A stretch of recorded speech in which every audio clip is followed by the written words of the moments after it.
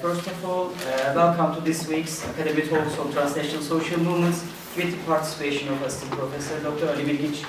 Before making some announcements, I want to thank him for accepting our invitation to discuss these important issues. Just to let you know, this is the first meeting held in English of Political Thought Club's Academy, and hopefully there will be another in the 3rd of December. Please follow the instructions on the Political Thought Club's official page. Also, I want to inform you that these academy talks actually aim to cover some politically engaged topics with the participation of some leading academicians in order to have better understanding of the perspectives. So it will be good for you and us to share and develop some important ideas on these events. And actually, again, I want to thank all of you to join us here, and feel free to ask anything about these events at the end of this event. Have a good discussion. Thank you. Thank you, Enes. Hello, everybody. My name is Ali Bilgiç. I'm from International Relations Department, and thank you to all members of the Political Thought Club for inviting me to this. When they asked me what if I like to do for this occasion, their proposition was on gender relations and politics. Then I said, okay, we'll do it maybe next time. Why don't we discuss something more, not more interesting, of course, but more attention-grabbing nowadays for all of us, as what we are going to talk about today is something that is changing the world as we know it. And then they asked me, Hocam, this is a talk, and it should be an academic talk. And when they say academic, and I say, let's do something theoretical then.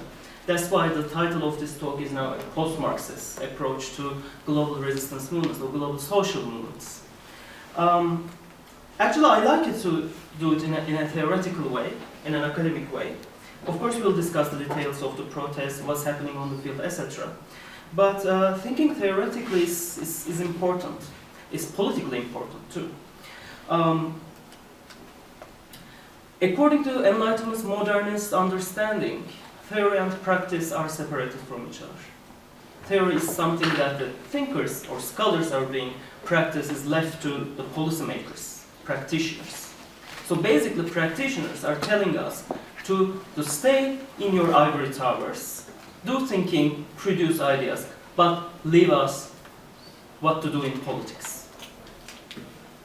If you do not theorize, and if you do not acknowledge doing theoretical work is actually a practical work, a political work, we will fail to criticize and to challenge the existing political structures, and will become part of, again, the modernist fallacy between theory and practice. So what we are doing today is something political. The second reason why thinking theoretically is important is that not theorizing means forgetting. If you do not theorize, if you do not produce ideas about what is going on, or what was happened, or what happened in the world, or what has happened nowadays, means that we will forget about them, because we will not be producing ideas about them.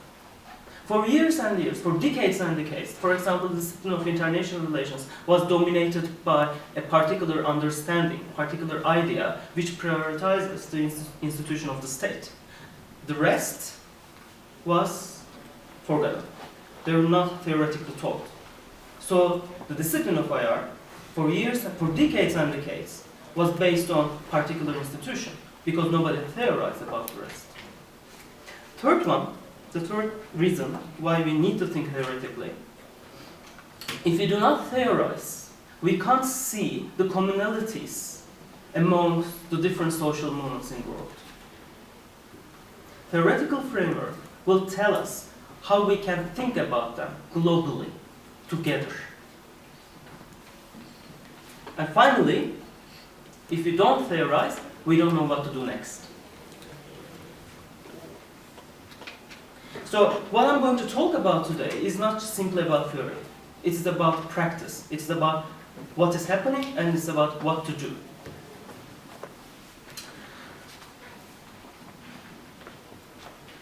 We all witnessed what has been happening especially since 2008.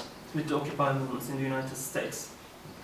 Some people came together. It started with the mortgage crisis.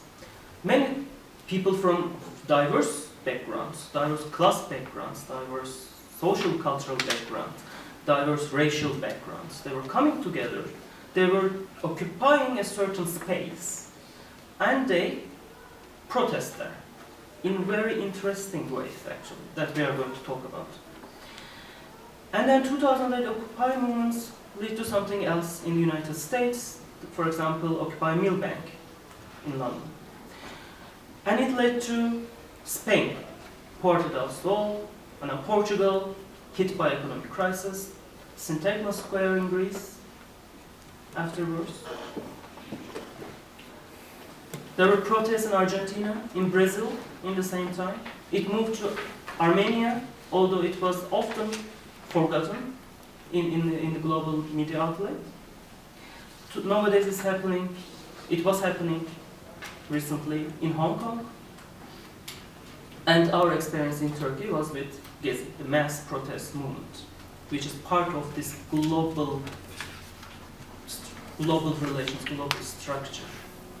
So it is something that maybe I should underline right now. Gezi protest is not peculiar to Turkey. It was part of the global social movements, the new global social movements.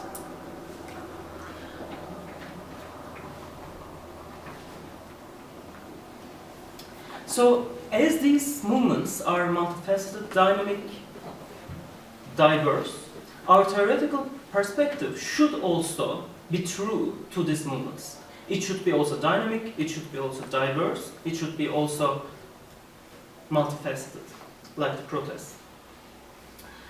In this protest, individuals having different subjectivities, who represent different and sometimes containing conflicting identities, came together. They form a collectivity, but this collectivity was not homogeneous, was not unitary, but it was also very heterogeneous, just like the individuals it formed. And they formed a very interesting relationship with the space they occupied.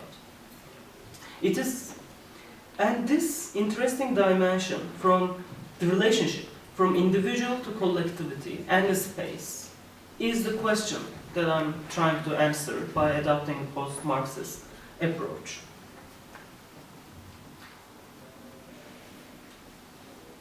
Let me start with individuals. Who are these people? When I'm doing this research, when I'm trying to formulate this conceptual guideline, post-Marxist guideline, what I was doing is to collect individual reflections who were protesting in different countries. Spain, Turkey, Brazil, Armenia, Egypt, of course, Tunisia, Bahrain. There is a good secondary literature about the individual experiences of protests. So I was reading them in order to see if we can find any commonality among these different protest movements. Why these people are protesting. And we can see that these people are protesting are not simply against the authoritarian regimes. They were partly protesting against authoritarian regimes, but they were also protesting neoliberal economic processes, global neoliberal economic processes. This neoliberal economic process, simply stated, is based on financialization and commodification of materials and immaterials, materials such as urban areas, rural areas, forests, rivers, and everything material, and immaterials such as culture. Everything is turned into something that can be sold and make money out of it. Another dimension is the financialization of economy rather than industry, which was something that Marxism has been studying. But this new type of economy, neoliberal economy, unfortunately is falling beyond the Marxist understanding of industrial economy. Neoliberal economy is about financialization, and these people are against this financial neoliberal market economy. They were also protesting against authoritarian practices of certain states. When I say authoritarian practice, I'm not just talking about Mubarak regime or Ben Ali regime in Tunisia or Bahrain or in Turkey. I'm talking about authoritarian practices in Western contexts as well.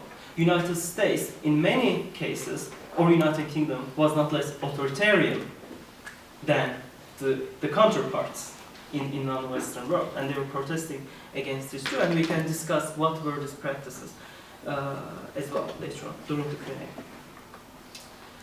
So individuals were protesting against something, but why did they come out? And what kind of individual are we talking about? When we say individual, we need to understand that these individuals did not go out on the street and occupy some space because they adopt a certain ideology and because their ideologies were pushing them to go out and protest. This is a quite left-wing understanding of protest.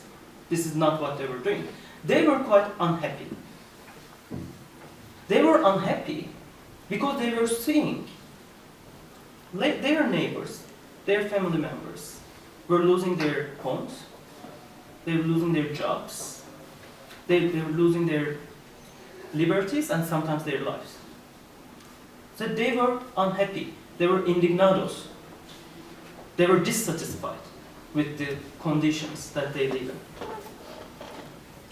But this doesn't mean that these people are the individuals that is imposed on us by liberal understanding, liberalism. Liberal understanding of individual is the rational individual. Rational individual who forget about his emotions, I'm using his here purposefully, his emotions, rational, going out, protest against authoritarianism, and become a soldier of democracy. This is the white individual man that liberalism is imposing on us, on women too. This is not the individual we are talking about. In order to talk about individuals in this context, we need to avoid essentializing individuals, meaning assigning certain universal characteristics to these individuals. I think the best way of doing it is to introduce Hannah Arendt's understanding of individuals. Hannah Arendt's individuals are thinking individuals, the individuals who reflect upon the conditions that they live in. Thinking individuals. And thinking as a faculty, it doesn't mean that just because you have it, you are using it all the time. For example, if you remember Eichmann in Jerusalem, Eichmann is the one who never used the thinking. He just followed the procedures during the Holocaust.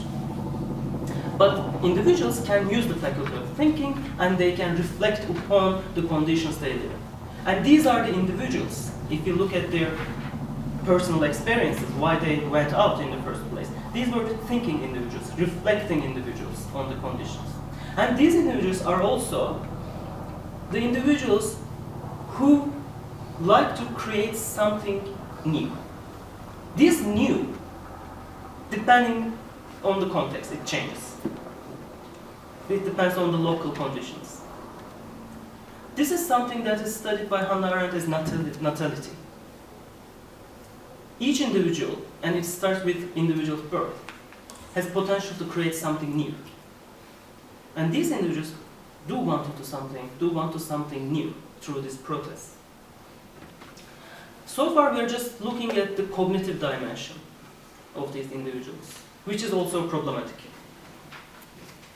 Cognitive superiority over body is something that modernism is again imposing on us. However, we need to understand the role of individual bodies in this protest, bodies.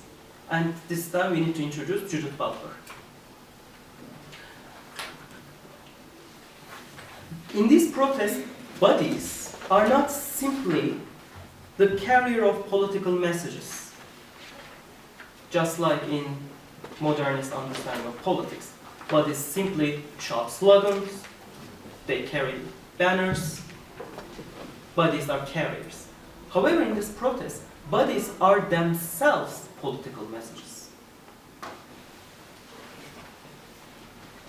Being there as bodily, individual, in that moment of Occupy, is a political message.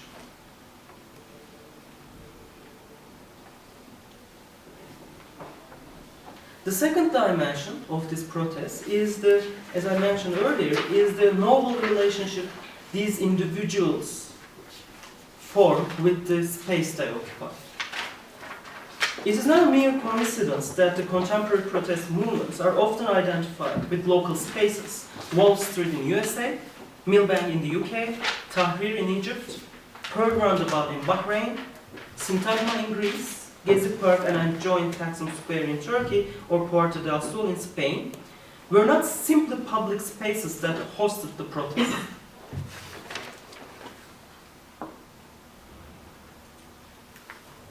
When these people, when these individuals occupy that space, they reciprocate the space as the home of resistance.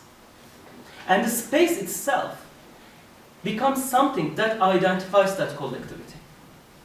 You cannot think about the social protest without the space they occupy. This is something novel, too. When these movements re-specialize squares, parks, libraries, and buildings, and transform their social and political meanings from dehumanized and depoliticized materiality to a home of resistance, the space provides a shared identity for the resistance, which involves diverse subjectivities and identities. Another dimension of the space is this. And this is something that, if you are familiar with Hart and Negri's understanding of Exodus, they say that these people, these individuals, are leaving the politics as we know it. The modern politics, democratic politics, liberal politics, which is limited to parliaments, which is limited to political parties, which is limited to the state. They were leaving, they were in the process of exodus from politics. And these new spaces they occupy, this is where they perform the politics as they want to. And this politics is horizontal politics, non-hierarchical politics, leaderless politics.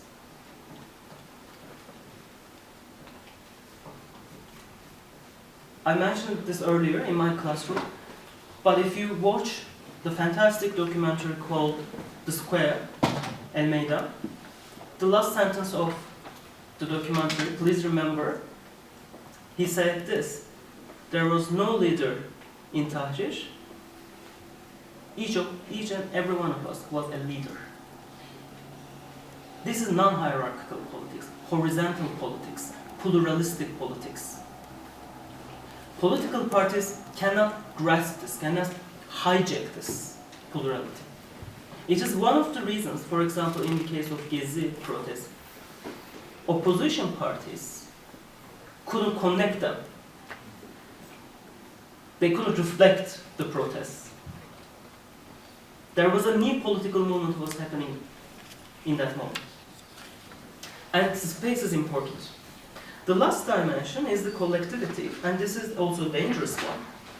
Because when we say collectivity, especially in political science and international relations alike, the collectivity is something homogeneous, is something unitary in general. Sometimes it speaks in one voice. But this collectivity that they form is very heterogeneous. And that is something interesting. How these people keep the plurality of the collectivity when they were together, when they occupied the space. How one ideology or other did not become a hegemonic ideology or hegemonic point of view in that moment. And again here, the concept of multitude from Hart and Negri might be useful. Multitude is an open and expansive network in which all differences can be expressed freely and equally. A network that provides the means of encounter so that we can work and live in common. Plurality and equality, which corresponds to non-hierarchical politics, horizontal politics, in the space to occupy. occupied by individuals who were having diverse identities and diverse subjectivities. The multitude is, in Turkish, maybe we can translate it as grup, is a progressive force according to Hartan Negri. And sometimes it appears, sometimes it disappears. Just because multitude is not on the headlines today, it doesn't mean that it is not going to be tomorrow. Multitude is a network of individuals who are not happy with the conditions that they live in. And they, for many reasons that we can't even foresee, they just appear in one moment of history and challenge the empire, neoliberal empire. In Brazil, it was the World Cup. In the United Kingdom, it was the increasing of the university fees. In Turkey, it was a couple of trees. You never know. That's the peculiar dimension of the new social movements. You never know why and how and when the multitude shows itself. Because there is no ideological background that pushed them to go out the street, or a leader to force them to protest. It is their individual decisions. This is a challenge to study. So basically, what I've been telling you so far is these individuals are not liberal individuals, and they form interesting noble relationship with the space they occupy. And the best way of understanding is the multitude approach developed by Hartan Negri. An alternative approach is radical democratic approach, but we can discuss it maybe Q&A. As I talk around already 20 minutes, more than 20 minutes, maybe I should stop and start to get questions. Go on.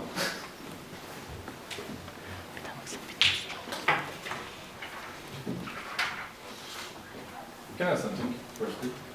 In Spanish case, after 15M movements, we have a new political party called Podemos, and especially the economic crisis and the party's policy based on the opposition against the Eurozone was the main factors that increased the popularity of Podemos. But in Turkey, after Gezi, we don't have a popular party like this. So do you think that the economic conditions of Spain would lead such a change in politics, and we have a party like Podemos? Shall we answer questions one by one, or shall we collect some of them? Okay, one by one. Let's turn it into a common discussion, though. I don't want to answer solely to this question. Well, in fact, this is something that I mentioned in my presentation. Maybe I didn't mention, but I should have mentioned if I didn't. The conditions they were protesting against are global, but the ways in which they protest are quite local. And the follow-up of those protests are also very local, shaped by local circumstances. In the case of Spain, first of all, Spanish political environment, I'm not an expert of Spanish politics, but as far as I know, the Podemos base is in Barcelona, and Barcelona, as far as I know, has been a center of left alternative politics, resistance, the center of LGBT movements, feminist movements, etc., etc. And these kind of movements, of course, shaped the foundation of a party. But we do not know if Podemos, to what extent Podemos will be successful in this process, afterwards, either. Yeah.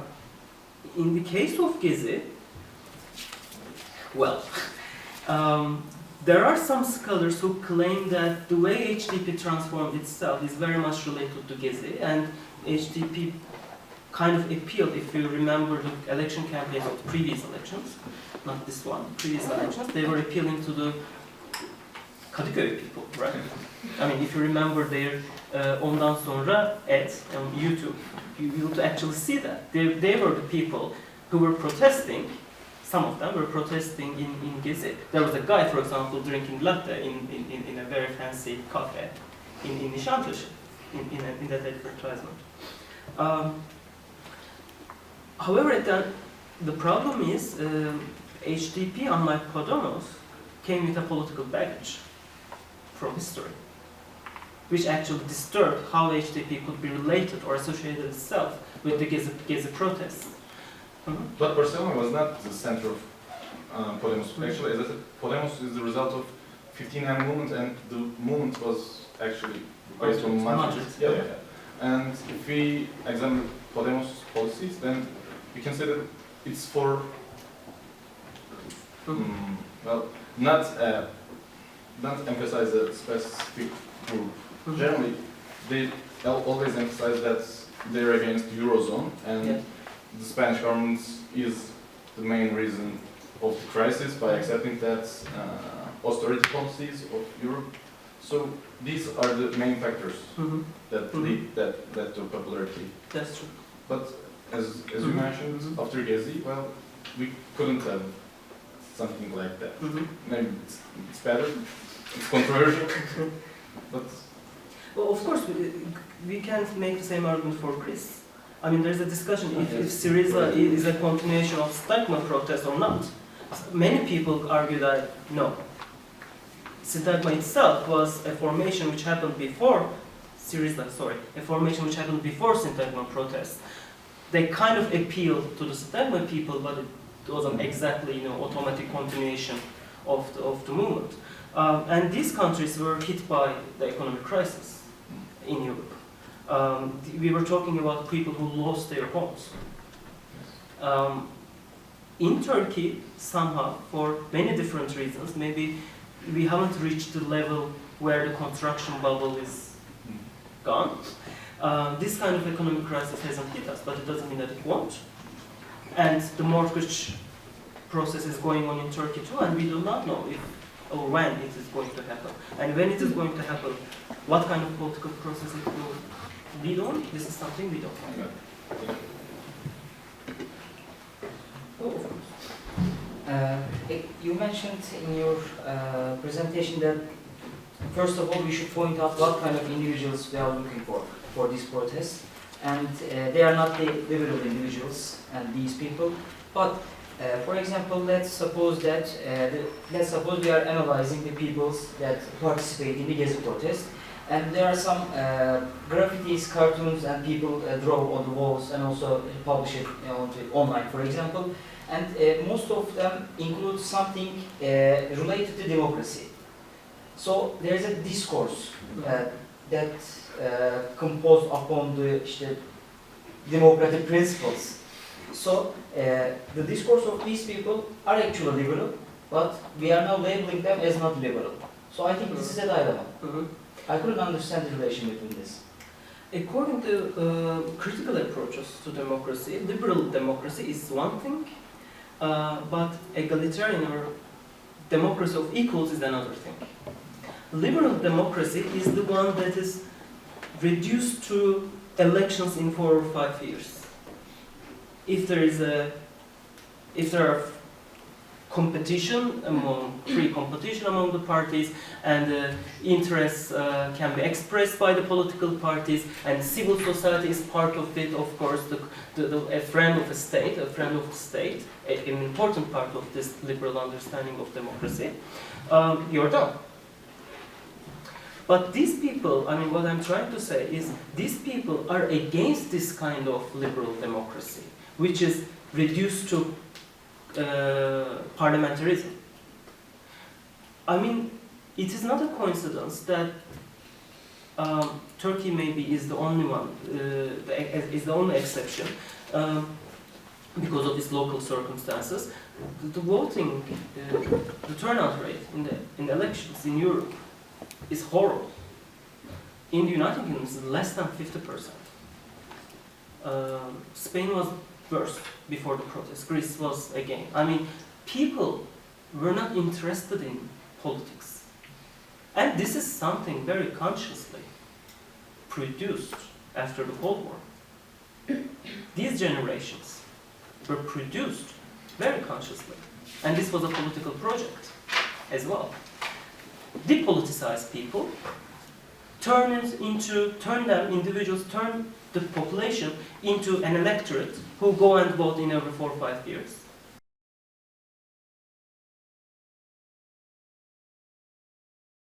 The history was ended, right? The history, that's the famous argument of Fukuyama. Liberal democracy won. Capitalism is the only game in town. There is no alternative. It became Tina. Yes, the 72 on. Yeah. There is no alternative to capitalism or liberal democracy. And the worst part of this, especially radical Democrats argued against this very well, Chantal Mouffe, Logic, etc. The left accepted this. The left movement in the world, especially in the US, accepted this, that there was no other alternative. The new left, Blair's Labour Party, which actually spread the whole Europe, and then of course they tried to bring it to Turkey, etc. Not New Democracy English, the other one was the PASOK. The new left, for example, is the tamed left for liberal capitalist system.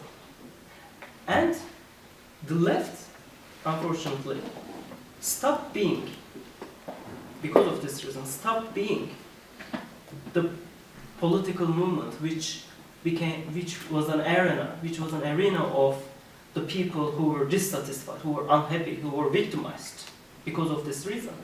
If you look at for example, political parties, especially in Europe, or even in America, between Republicans and Democrats, they are not actually saying something very different from each other. So there is actually, because of the political parties, because of this liberal democratic understanding, we've got to the point that there is no alternative, this is the way it is. And the social movements challenge this globally, everywhere in the world. That was one. But please give your own opinions about all this. I'm going to ask another thing. It's about, again, the politicized people. We talk about a term called 99% of people starting from the 2008 crisis in the US. And I read an article today in the Bilkent newspaper. And Asla said that, even in the invasion to Iraq and Afghanistan, people started anti-war movements towards these wars. But why don't we, why can't we see this common movements towards the things going on in the Middle East right now? Or the things ISIS is doing right now? Because, like you said, all these protests occurred with some specific reasons in specific countries. But why don't we just act together towards a common threat in the world? This is a very good question. This is she also says that fragmentation of these 99%. Why don't we have these 99% right now? Let me ask another question related. Where is all the people protesting in Gezi during Sidvan, during Musaydin? What was all the rhetoric? Now the West is understanding what happened in the East before. What happened to all these discourses? This is something I've been thinking as well. And one of the answers, how we can think about this is, again, is coming from maybe radical Democrats.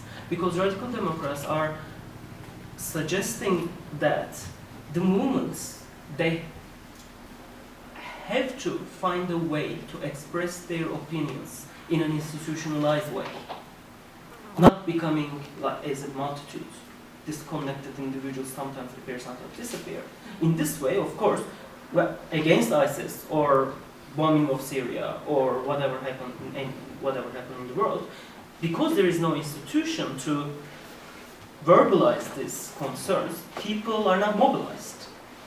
The downside of it, maybe we can explain this because there is no institution of this protest. The downside of it, however, in the moment, Podemos is something we should be discussing, and we will see how it will work.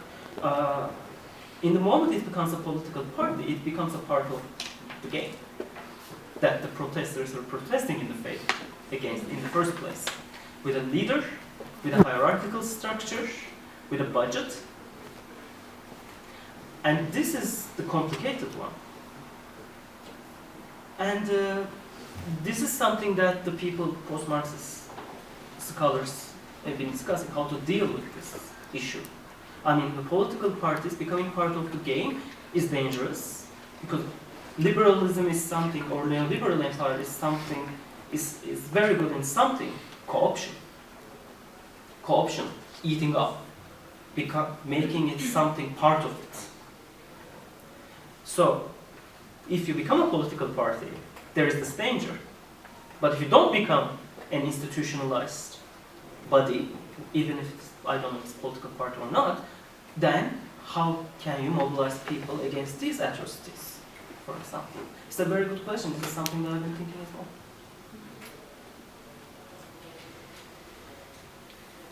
You have many questions. Oh, sorry. Yeah, ladies first.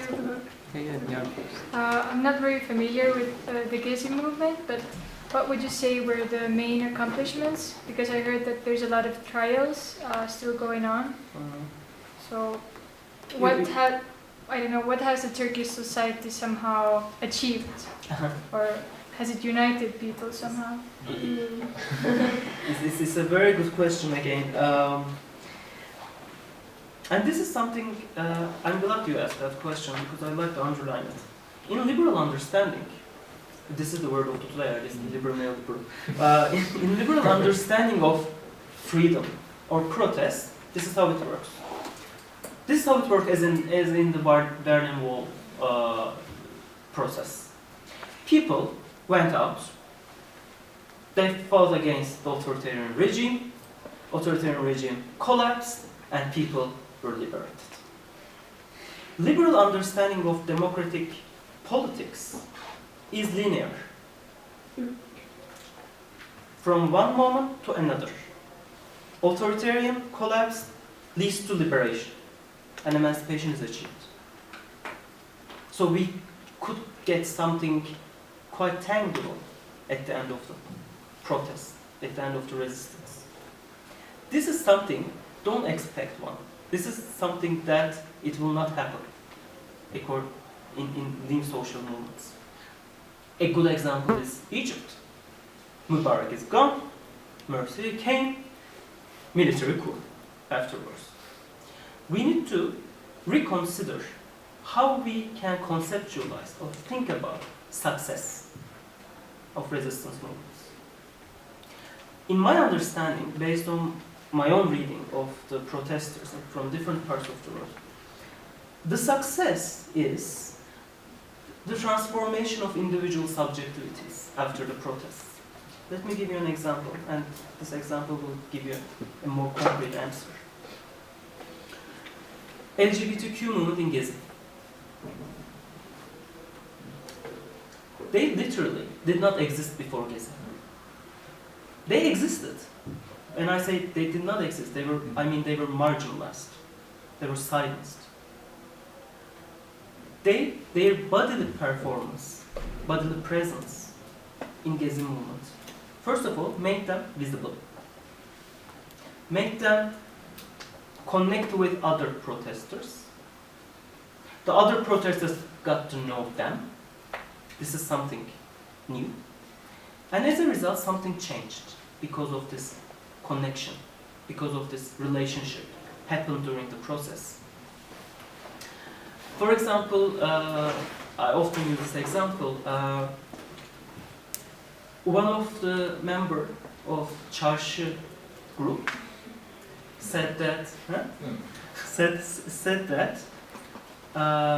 he wasn't going to use gender swearing words anymore.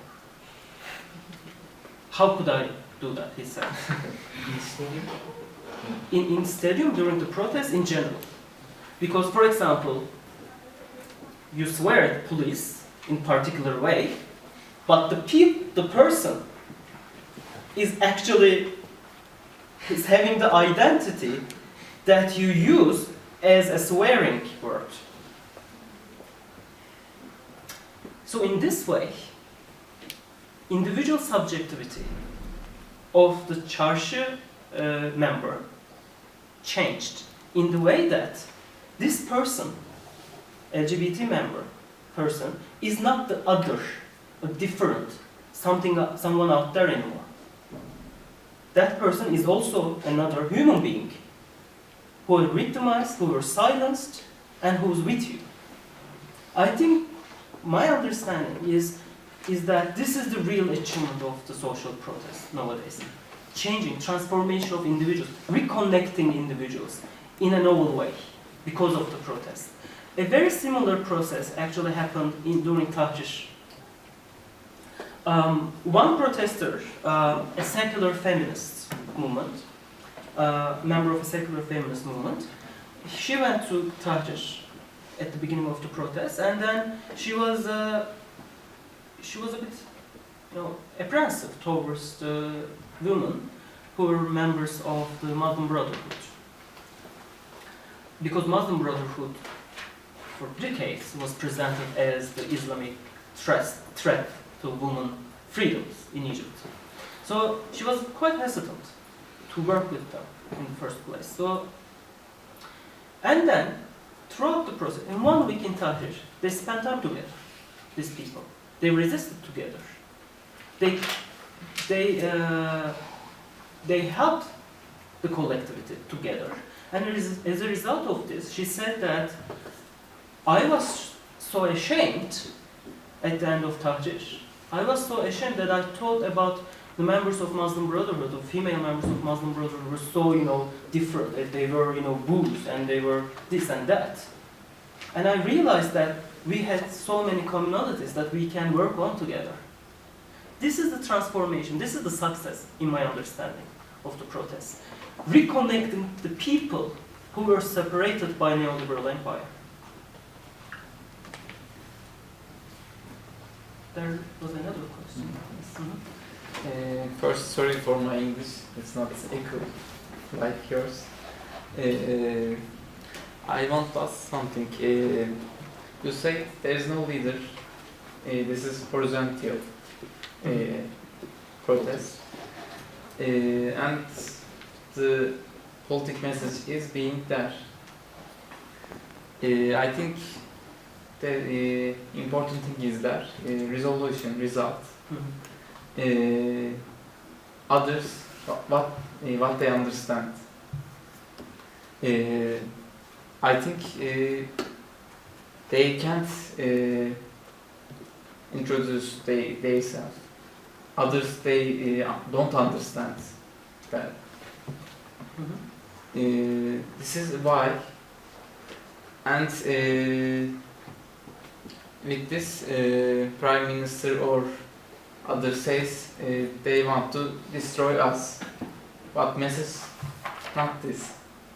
Message is different, or message not about trees, just trees. Message has so many subjects, but they didn't introduce themselves, and or muhalefet just talk about police punish them hard way, not talk about what is the message, why they can't understand, they can't introduce themselves, why others didn't understand them.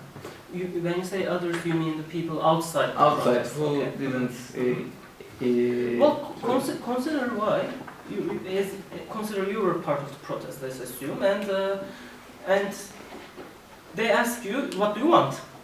But which demands that you are going to prioritize over others? Would you prioritize environmental demands, or would you prioritize LGBT demands, or would you prioritize feminist demands, or would you prioritize another thing? So this is a complexity. That's why they couldn't become a one voice, because of the diversity of the people who were there. Because the demands were quite different from each other. I mean, if the demands were so different from each other,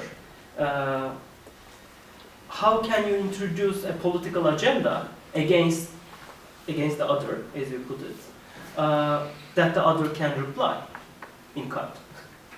So I think that's the reason. In some cases, this is the same case for Spain, Greece as well. I mean, there were immigrants, there were Greeks, there were anarchists, there were this and that, but their demands were so different. So the parliaments, the political parties did not know how to act against this.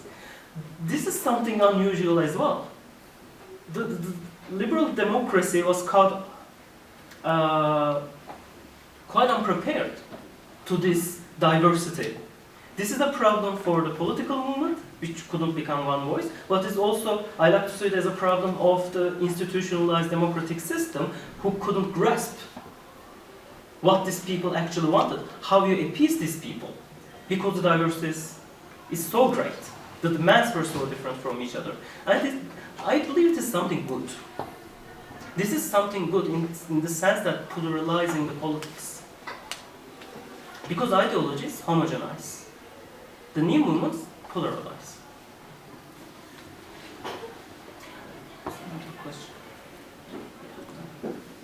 I don't know if you have already answered my question or not, but I want to ask it again. You said I'll that, answer again. you said that there was not a kind of a connection between the mainstream opposition parties and the social movement that happened in the Gezi Park process.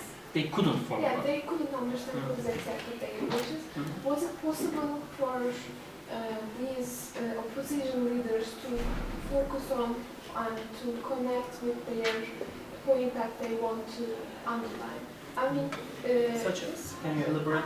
I don't know. In this process, we saw that social media was important, but at the same time, we didn't see any opposition party leaders who used, how I can say, spontaneous social media. So social media was the, how I can say, the key of the connection of the getting involved to the process of the Gezi Park. I mean, did the leaders did some kind of a mistake, or did they just, how I can say, underestimate the situation that happened in the social media? I mean, I don't know if it's the same at the other countries. As I read before, during the Greece square things, I don't know. Syntagma square. Yes, it was Syntax. And I saw that some people and some leaders, I don't know if I am wrong, but use social media so fluently and so, I can say, actively. I mean, does the leaders like Kemal Kılıçdaroğlu or Devlet Bahçeli, why did they do some kind of mistakes by doing, how I can say, by not writing something about social media? And why they didn't actually do something? Why didn't they manage the situation? I can only answer this question quite hypothetically, because I haven't talked to them. I mean, there are multiple reasons, I believe. First of all, like other political party leaders, they couldn't understand what's happening. Whatever they write in social media would mean something else, or would marginalize one group maybe in the protests. So they might withdraw because of this. Another reason is, I believe, is in the case of Turkey, they didn't want to associate themselves with the movement, so the government couldn't use this relationship as an excuse to oppress the movement. Like, this is a CHP movement, or this is an MHP movement, or this is this movement, or that movement. I think what they were doing strategically was true. Disassociating themselves from the protests, so the protests could stay in pluralistic way as they were formed in the first place. So they think that we can damage the process, so That's my reading of the situation, but this is something we need to talk. Besides, CHP, for example, website is providing VPN and things, as far as I remember. as far as I remember, they were doing it, or they were not completely blind to the social media. And social media is a dangerous one. You have a question about that too? Yeah, actually. Okay, you ask your question. Do you think without social media or the internet culture, could these protests spread that much quickly, or? Let me start with something. I am quite angry to the idea which called, for example, Arab Spring. I mean, I don't even use using the word Arab Spring as a Facebook revolution. Facebook revolution. No, but As if the people who went to streets, squares, as if they didn't go out, as if they were not beaten to death, as if they did not protest, as if they didn't risk their lives, the Arab lives. As if this Western invention called Facebook enabled Arab emancipation all over again. So we need to be very careful when we are using the social media to discuss social protests. Even an accelerated process. They did. This is something that I like to say. Social media becomes an egalitarian democratic space in which these protesters can communicate each other and mobilize. It is a truth. It is not the essence of the protest. But unfortunately, especially Western media is using this image, the social Twitter. How many tweets were tweeted? That kind of things. This is losing what is happening in that moment. Internet sites did not protest, individuals did. Yeah. So maybe we should understand social media in this way, as a tool. So, no. I have some criticism of the ideas that post-Marxism created. You talk about the collectivity, and you said that this is not a homogeneous society. The people who gather around these protests are heterogeneous societies. But in fact, they have an aim of being opposed to the, for example, Justice and Development Party in 2012 in Gezi protest. Or Mubarak regime, or neoliberal economic policies. Whatever it Let's is. look at global. Okay, so as time goes by, I think that these movements, these heterogeneous societies are gathering around one political aim, being opposed there. So the main purpose of their existence in that space, just being opposed to that party, to that mainstream or the opposition party or whatever it is. So as time goes by, they begin to lose their identity in a way. Those heterogeneous society also becoming a homogeneous society because they all are the opposition sides of that fact who they don't like, for example.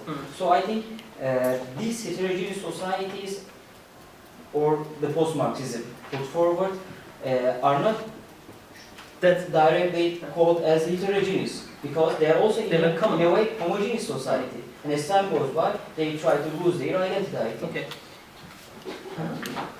Okay. Is there another question, by the way? No? Okay. Okay, let me ask you this question then.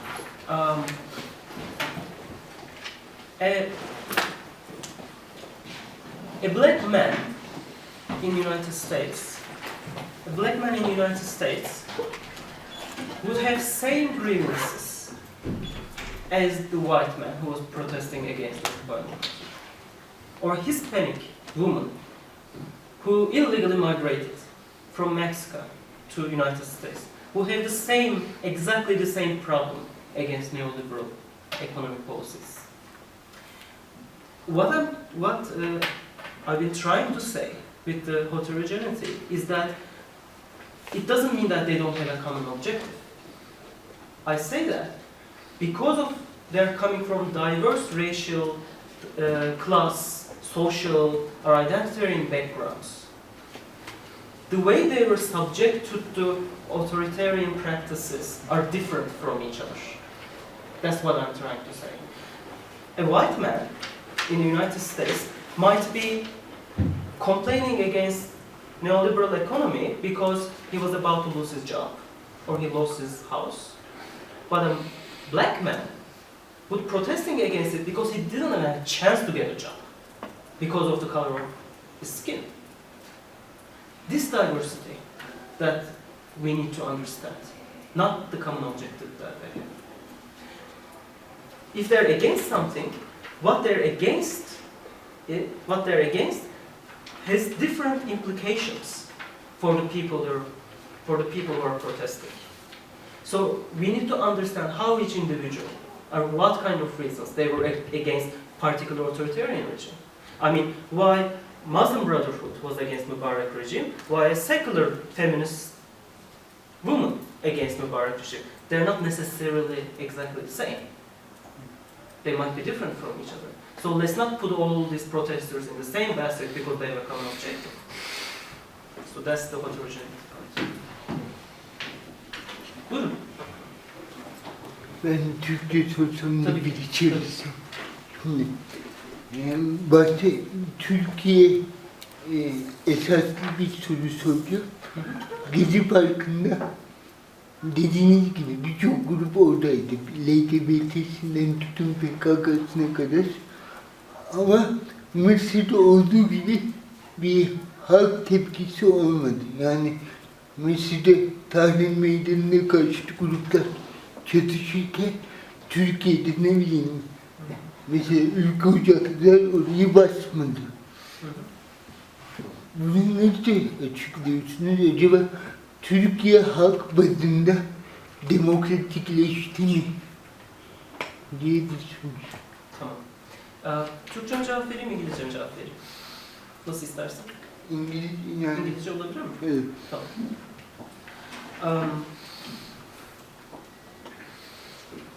During Gezi protests, then President Abdullah Gül said something that I agree with. This did not happen quite well. He said Gezi protest cannot be placed in the Arab Spring way. It was more part of the protests happening in Europe and United States in that moment. And he used this example as to show that how democratically advanced Turkey was, part of the West, not the world. But it was true. In Arab rebellions in 2011 and onwards, they had a more common objective, such as getting rid of an authoritarian regime. But in Gezi, not everybody went out to topple the government. They were protesting against certain relations and structures, not particularly against the government or one person. That government might be representing the structures and the processes they were protesting against. But their understanding is not the getting rid of the government, unlike Arab Spring. That's why we couldn't see that kind of transformation in Turkey. That wasn't the objective in the first place anyway.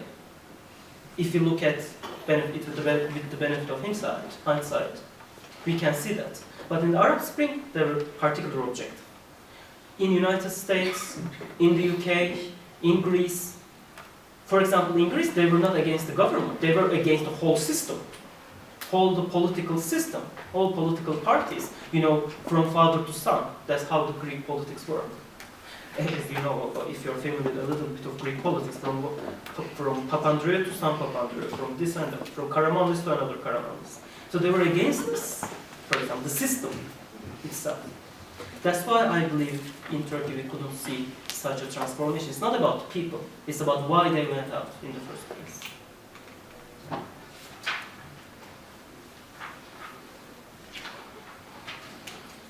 Any other questions?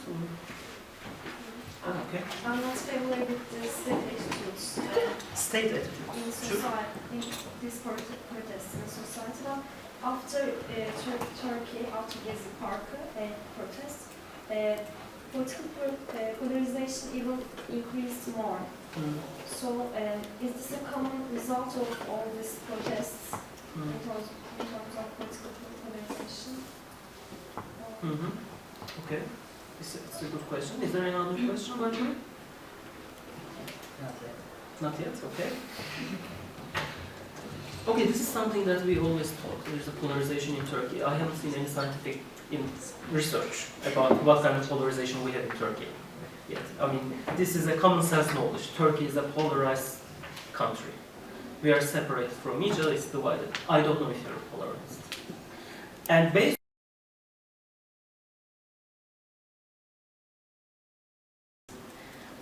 However, November 1st election showed us maybe this country was not that polarized.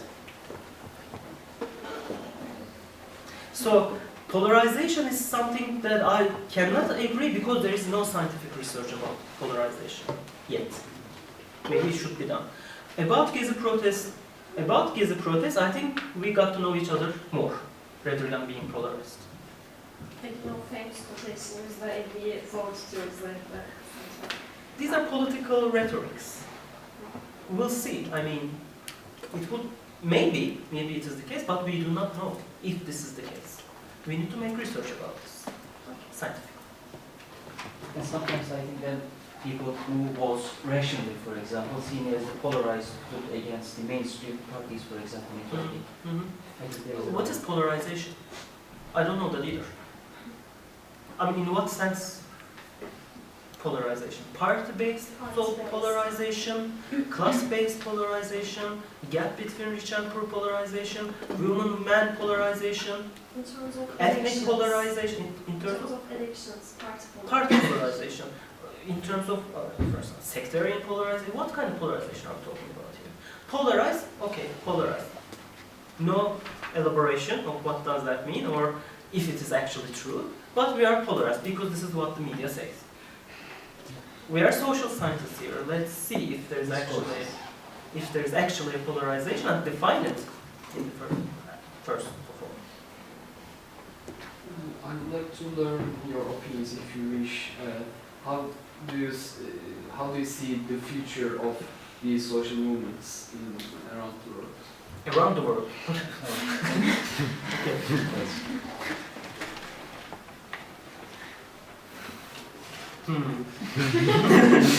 The future.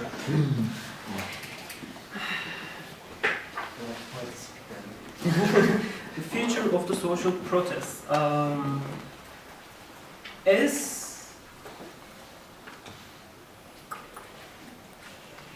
I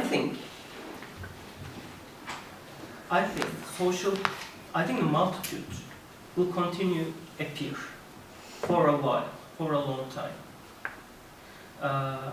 Unforeseeable future. This multitude, as I said during the presentation, there is not on the headlines today, but they can show up in many different reasons, because the reasons why they were protesting are still there. I mean, if you look at the world, global political economy, nothing actually changed after the protest. Nothing, I mean structurally, nothing changed. The relations continue in this way, authoritarian structures still there. So I expect, big group cause and effect, right? I expect social movements will continue globally, but as I said, how and in what moment of the history they show up again, I don't know. I don't think anyone will know about this. Because there is no ideology or there is no party behind this. Or in Turkey? I don't know. I really don't know.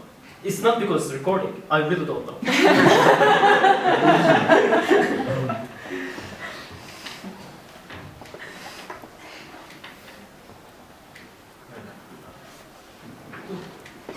There's another question. Two after him. So, we can talk about the old protest culture, I think, while we talk about the new protest culture. The old protest culture is basically core around unions or ideologic groups organizes some event, and there's two paths in this event. One path is going peaceful, organization ends, and everyone goes to their homes. And the second path is the events got violent, and police interrupts the event. So, in these two paths of protest, we can say that the state is prepared for all of them. Yes, true.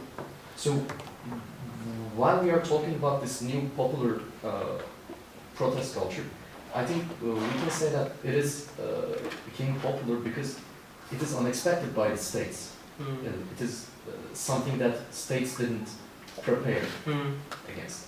So, can we say that maybe Hamdi's question will be answered around this question? Can we say that the new protest culture, even future of the protest culture, will be called around the unexpected, the actions which are unexpected by the state? That's maybe, I mean, your good future. Are you done with your question? Okay. Definitely. It will be again unexpected. The protest, what we had, was again unexpected. Because the way that they were protesting was quite unusual. In Tahrir or Gezi, or in or Portadası or Sintagma, it always works this way. There's a core that they occupy. The core is peaceful. The core is where the common life is performed. Common life means everyday life. Like cooking, cleaning, reading. For example, in Spain there was a kindergarten, there were some school teaching activities going on for the children of the protesters, you know. So interesting part is this, that's why I call it the home of resistance. It looked like a home in that moment. People were coming, they were doing their everyday business there. This was the peaceful area. And this everydayness of the protest was something unexpected. And that was the reason why so many people joined this protest.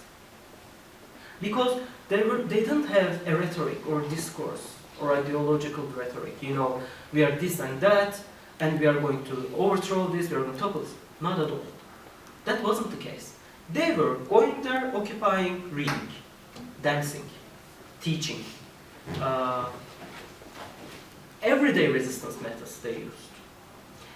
And for example, in Tahrir case, one of the protesters said the reason why she attended Tahrir, because she realized that these people were not weird foreigner spies. Because that was the rhetoric of the Mubarak regime against the these were spies. So the Western spies were provoking poor, innocent Egyptian people against their state. But because this everydayness, that the Mubarak regime was quite unprepared, many people started to join the protests. Because there was no ideology or something. These are not weirdos with 3 legs and 5 ears. There were people, just like them, protesting. So that was unexpected. And this kind of unexpected dimension of the protest, I believe, will continue. But I don't know how, because it was unexpected. I don't know how they would do it. But I think it will be formed during the protest, during the resistance. Can I ask? Of course. Related question. So, for instance, in Gezi Park, the people occupied some social space, and which is commonly known as a state space. We can say that public spaces in Turkey is a state space. So, state knows what exactly to do when someone claims sovereignty in some state space. But these people are not claiming sovereignty in that space. So, again, the state is unprepared for this event. So, in the future, can states be ready for such action, similar actions of social movements, or will the states continue to disturb the people with the police and expect them to get more violent, at least violent enough to intervene in the area? Well, of course, it's an experience for all states all around the world, this kind of protest. They learned. State can learn. And they learn from this experience. So I think what they learn is not to do anything is the best way to deal with this process. Because they can see that these people are, occupied some place for some time and they leave. If we do not put attention on these people, it will be okay. But protesters are also learning too. So I believe they will be able to develop new, unexpected methods in the future that the state cannot really. States can learn, but on the other hand, states' institutional structure, I think, is not very hospitable to new methods, because I mean, everything is in the last 300-400 years was institutionalized in the same way and became a global institution. Police, soldier, inside-outside distinction, right, territory, parliaments, it always works this way. Civil society, which saves the states, always. So because of maybe this historical institutionalization, state might have difficulties to adapt that itself to this process. But this is something we will see too. There was one question behind. We talked about this individual who is in this collective society, who's so connected to the space. What makes him go home actually? What ends all of these movements, except the police forces, except the state? What ends this mentality of getting to know people? Is there something accomplished at the end? Or is it like a promise to, come back there later, years later and start something? You know what's the reason? They want to be heard. They want to say that I have a voice,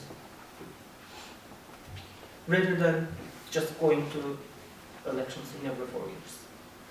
And the reason why they were doing it is, I mean, of course it depends. Some of the protesters, for example in Greece, I remember one of the passages. He said, I'm not even a political person. I don't even vote. I don't even know, what political party defends what. What I see is that my neighbor is losing her house, my sister is losing her job, and I see my friends protesting, sitting there, and I want to go. And I want to show that I have a voice in this. I think the reason why they were protesting is that they want to claim their voice, not to topple the government. That I'm here, just like LGBT members of the Gezi protest. I am here. I have an identity. I have a way of life. And I want to be heard in the society. And theirs accomplished pretty much. The Pride March after the Gezi protest was that was legendary in Istanbul. More than 10,000 people joined that march in that year. Forget about what happened in June this year. But in that moment, in 2013, it was fabulous. They were heard. They claimed their voice, and they are still here. I think that was a success. Me? Or? Okay, so you say that they want to be heard, and I think they want to be heard because they have some problems, and they want that the others or the responsibles hear about this fact. And as far as I remember, we said at the beginning that the protests taking place all over the world, they have been kind of against the existing system, economic system. So I think we should look at the bigger picture. Mm-hmm. I'm absolutely not an expert about this, about the economy. I'm not, But what I see is that enough efforts are not made to get better the conditions of peoples or nations all around the world. Even Ali Koç, a few days ago, he said that to remove inequality, firstly we should remove the existing system, capitalism maybe.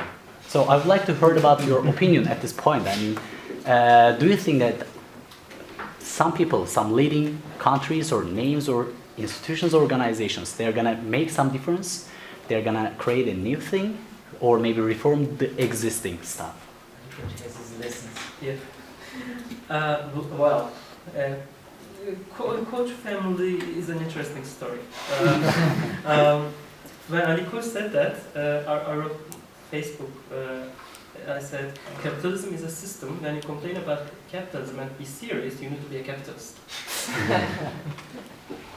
In the last 200 years, hundreds of millions of people were saying the same thing. Capitalism is the problem of the economic system. But when Ali Koç said it, wow, capitalism is the problem. In relation to your question, Yes, of course we need to look at the bigger picture. And there are some very important works looking at the bigger picture. I mean, I don't know if you read it or if you're familiar with David Harvey's works. Are very important and influential in terms of criticizing neoliberal economic system, how neoliberal system emerged and become globalized. And another important author is Naomi Klein, the author of The Shock Doctrine. It's an amazing book. It's translated into Turkish too. If you just, by even looking at the basic books of the critical political economists, about the neoliberal processes, you can see how neoliberalism has become a problem globally. But the changing of it, transformation of it, global transformation of it would be a problematic one, because neoliberalism does not work in the same way everywhere for every individual. When transforming neoliberalism to make it good for certain people, it might become quite bad for another person. Because, as I was answering to Enes' question, neoliberalism doesn't affect people equally. It depends on the class background you have, the racial background, the religious background you have, etc., etc. So, looking at the bigger picture is important. Developing institutional responses to economic grievances is very important. But when we are developing responses, we need to be very careful about not to become another hegemonic point of view about how to deal with neoliberalism. Just like Marxism point of view is capitalism is the problem, the answer is socialism. Universally. Timelessly. Neoliberalism works locally, and the conditions to deal with neoliberalism should be very local, I think. This is the problem that Hart and Neger, for example, unfortunately couldn't put forward effectively. For example, there are indigenous people in Latin America, Africa, or Southeast Asia, or in different parts of the world. The way that neoliberalism is affecting them is different from the majority of the state.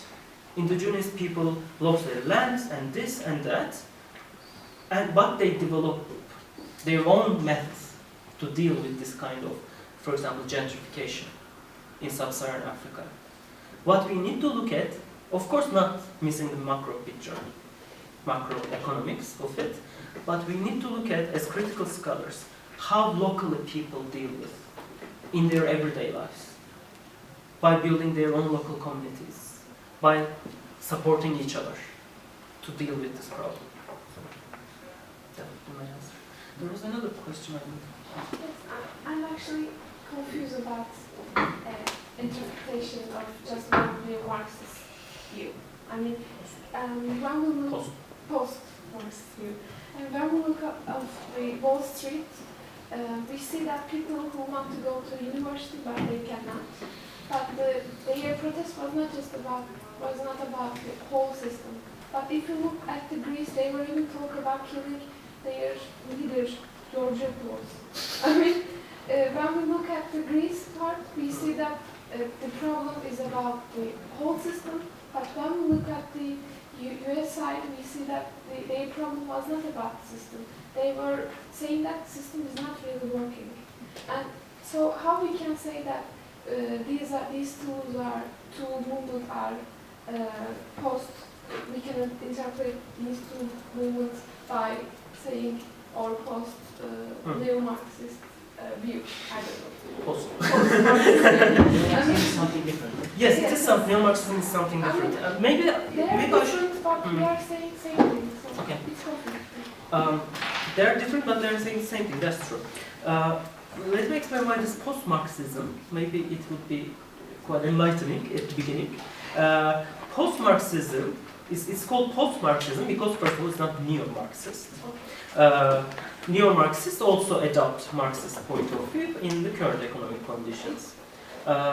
Post-Marxists, I'm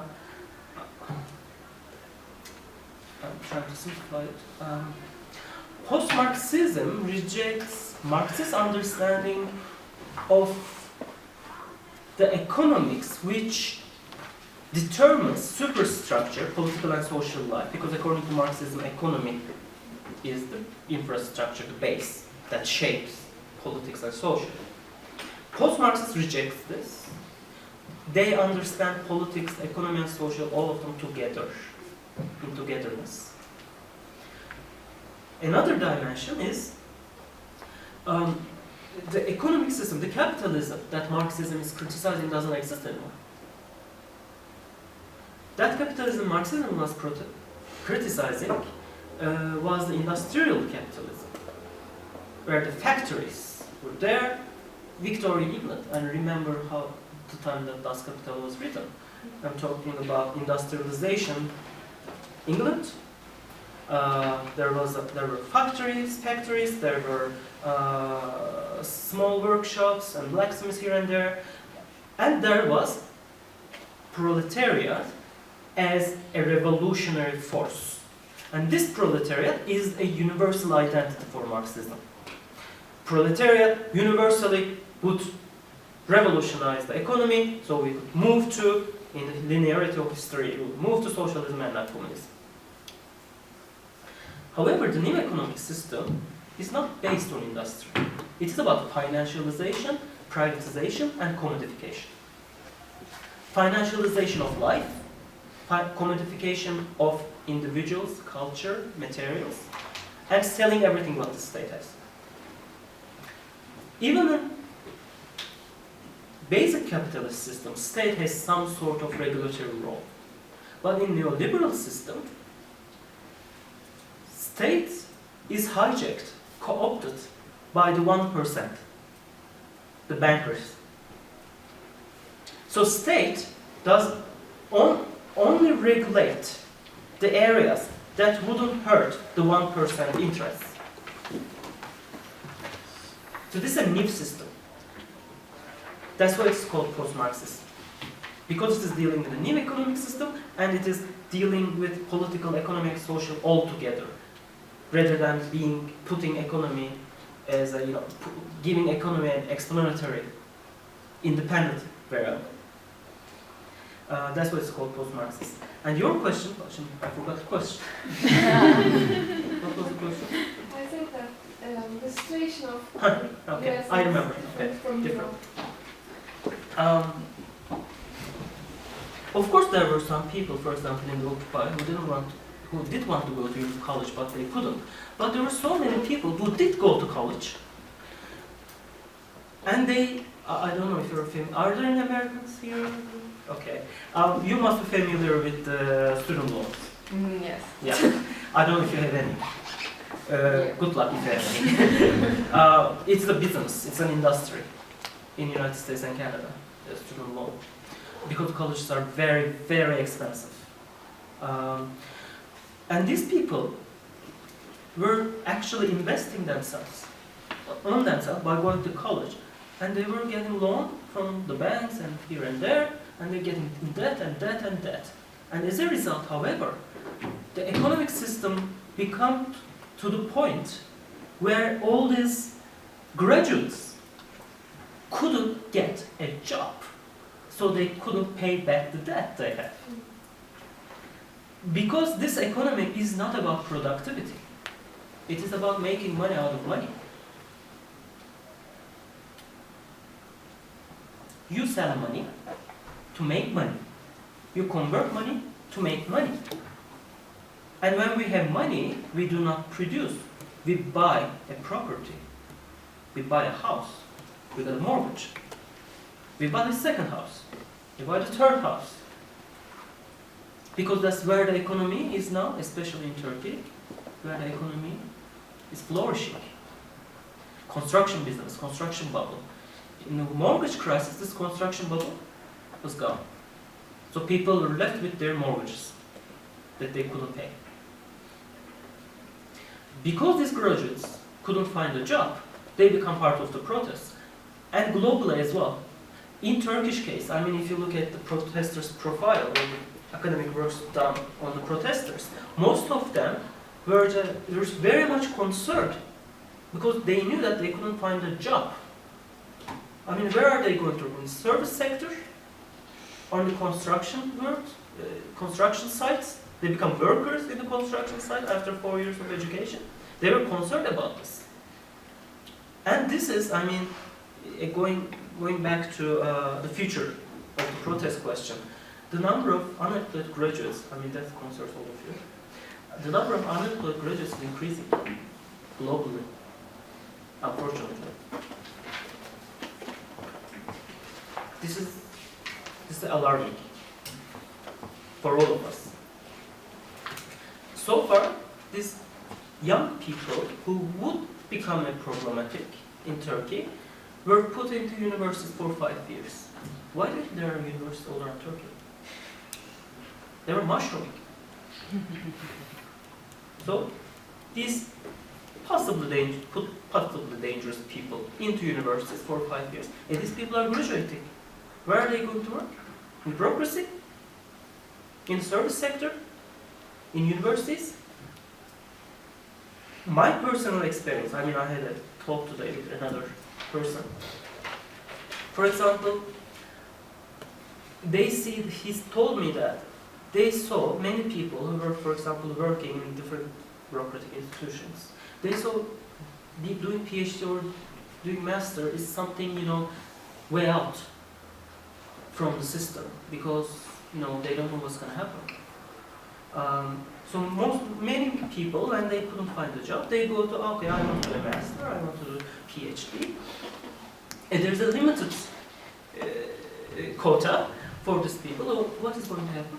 All these graduates, young graduates. And you have a life, you want to establish a life, you want to make money, you want to establish your own life. You want to stop getting money from your parents at some point in your life. How is that going to happen? And this is alarming, unfortunately. And this is very concerning, I think.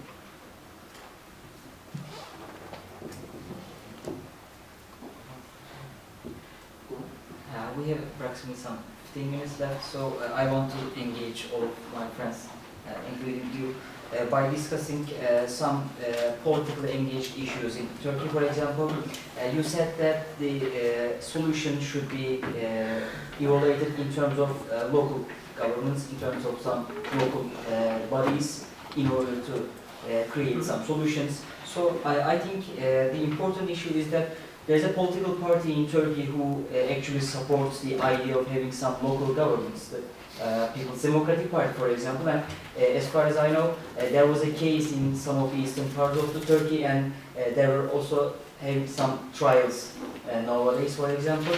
And when I talk to people actually who are supporting the People's Democratic Party, for example, the people actually know the theories behind the party, for example. They say that this is the very important thing for Turkey in order to have some developed understanding of the world, for example. Having some local governments will make us better in the future. So I think we should discuss it in detail whether they work for the Turkey's future or not. Because we are all discussing the neoliberal democracy's failure and the Gezi Park protest, for example. This is something connected to each other. So shall we have some kind of systems in local, in Turkey, or not? I think we should discuss it in detail. Okay. Actually, I'm asking all of my friends, including you. I'll do your first answer first. Okay, you can start with answering this. No. Okay. No one. We are going to talk about HTTP, I guess, next week as well. Not so much. We're just going to talk about CHP. Oh, that'd be boring. Okay, that's a joke. I'm sure it will be great. Okay, let me say it first. When I say locality, I don't mean local government or local government. This is something that, for example, again, liberal democracy is supporting, because central government is something bad. So local government is more, local governance structure would be more efficient for dealing with the needs of the people. And European Union, for example, has a certain rule for that, and certain political parties in Turkey, one of the CHP is supporting. For example, that's not what I'm talking about. When I say locality, I'm talking about locality beyond this political party, local government structures in people, their everyday lives, their own way of dealing with it, such as neighborhood communities, such as civic initiatives in a certain town that is dealing with, for example, homeless people. Getting rid of central government. It is about how the people themselves, individuals, just like as we are talking about protesters, we looked at individuals, how they deal with neoliberal authoritarianism. Let's look at individuals again, going beyond the political parties, how they deal with it. That's what I meant by the locality.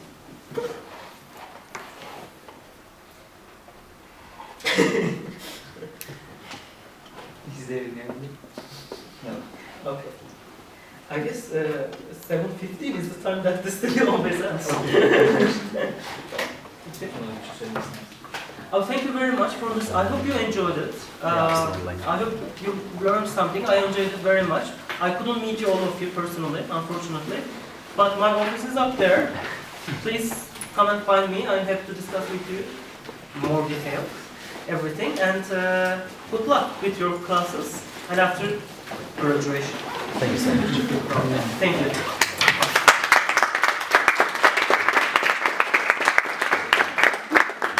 Exactly.